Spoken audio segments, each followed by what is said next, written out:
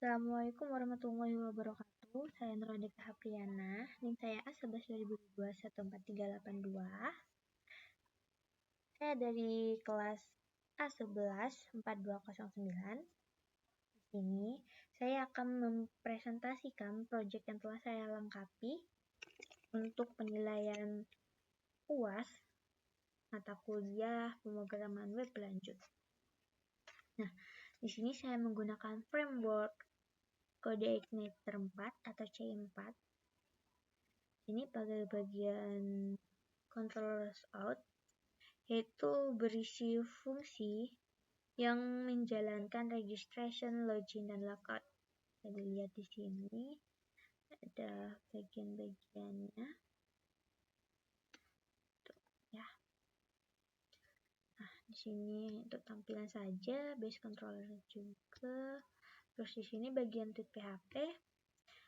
Di sini biasa digunakan untuk menjalankan fitur yang ada pada tampilan tweet clone, yaitu seperti fungsi kategori. Bisa lihat di sini bagian kategorinya. Ini ada add from, terus ini edit from, edit tweet, upload tweet, edit tweet. Nah, di sini pada bagian database ada yang namanya migration. Di dalam migration ini ada dua file. File pertama ini adalah create user. Di sini untuk membuat tabel user dengan atribut ID, terus username serta password dan full name dengan ID sebagai primary key. Terus di sini pada bagian migration create tweets, yang dimana di sini itu untuk membuat tabel tweet dengan atribut ID, user ID, content, kategori, create ad, dan dengan ID sebagai primary key. Ya. Nah, di sini ada bagian yang namanya set. Isinya ada tweet shader dan user shader.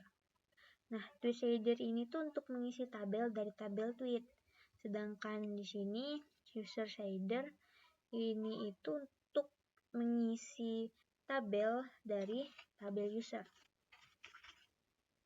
Terus di sini ada yang namanya entities.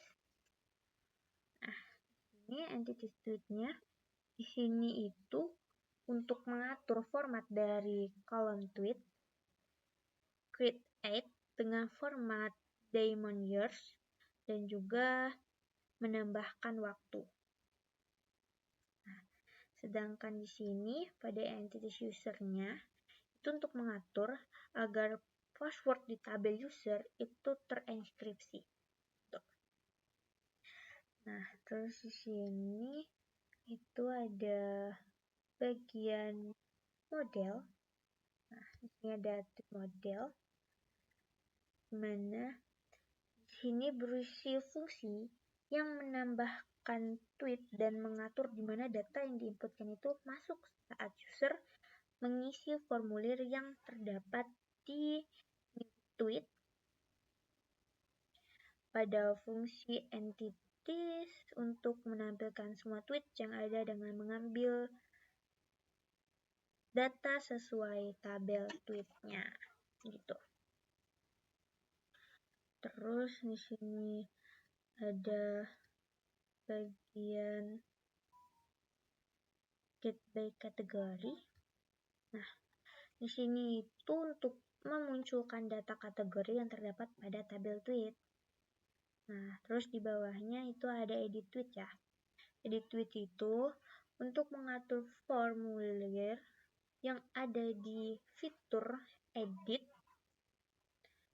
Bagian di fitur edit tweet agar saat mengubah postingan tweet data akan masuk ke tabel tweet pada bagian konten dan kategori. Nah, di sini ada bagian delete tweet, dimana di sini untuk menghapus data postingan berdasarkan ID-nya. Tuh. Di sini ada user model. Nah, di sini itu untuk mengarahkan data itulah untuk mengarahkan data registrasi login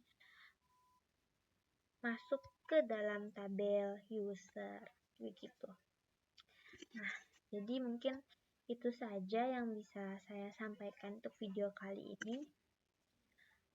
Dan apabila ada kekurangan mohon dimaafkan. Nah, saya akhiri. Assalamualaikum warahmatullahi wabarakatuh. Semoga membantu ya.